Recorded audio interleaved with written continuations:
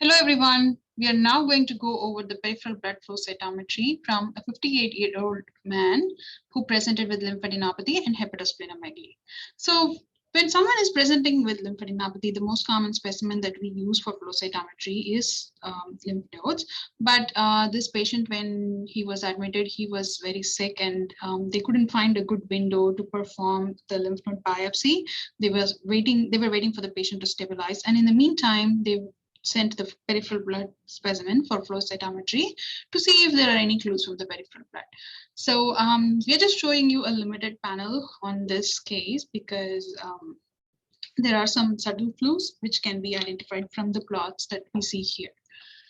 So first one we see here is side scatter versus CD2. This is not CD45 versus side scatter. This is CD2 versus side scatter.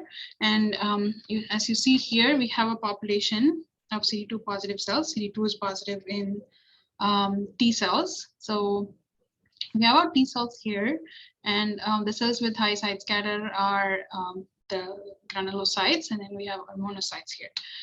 Now in CD3 versus CD10, we have the large population of cells that are CD3 positive, because we are only showing the CD2 positive cells. So of course they are T cells, and the T cells express CD3. So majority of our cells are CD3 positive. We have to also remember that NK cells are also CD2 positive, but NK cells do not have surface CD3. So the population that we see in pink here are the NK cells. Normally, T cells, wherever they are in the peripheral blood or in the bone marrow or in the lymph node, they are not expected to express CD10. And the important thing to notice in this case is that the peripheral blood circulating T cells have different subsets, and one particular subset appears to have dimmer CD3 expression, and that subset, which is painted blue here, is also expressing CD10.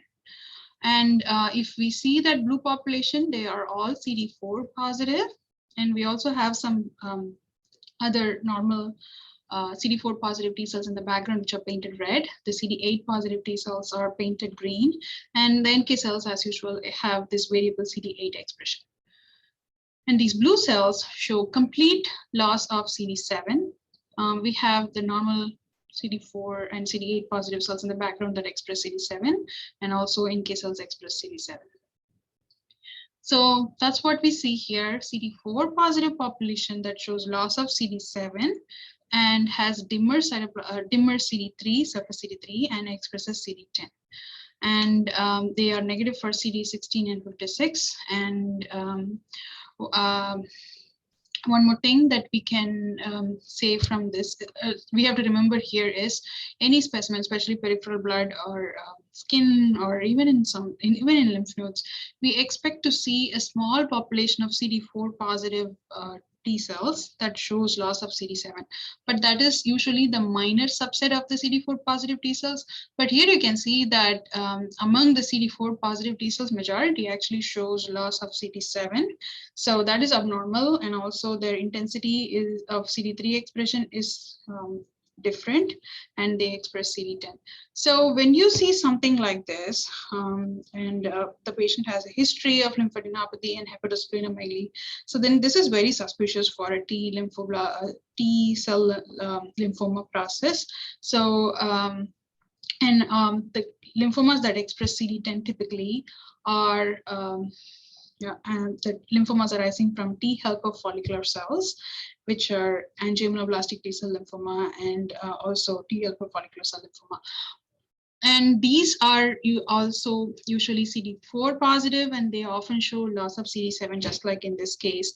They can be CD3 negative sometimes, or it's not very unusual for them to show loss of CD3, and they will show loss of or partial expression or dim expression of one or more of the T cell antigens, like CD2 and 5 and 7. Most commonly, it is the 7 that is lost, but any other things can be lost, including CD3 can be lost in these cases. Other thing is they can have plasmacytosis that can, those are usually reactive, and that can sometimes be picked up by the flow cytometry plots also. So when we report this case, we will say aberrant T cell population with CD10 expression identified, and we will discuss in the comments that this is suspicious for, given the patient's history, this is suspicious for a T cell lymphoma of T follicular helper cell origin, and give the differential diagnosis and ask them to biopsy the lymph node when possible. Although one thing to remember is we also discussed this in the PTCL chapter. Rarely, PTCLs can also express CD10, but the first thing that you want to make sure you rule out is AITL when there is CD10 expression. Thank you.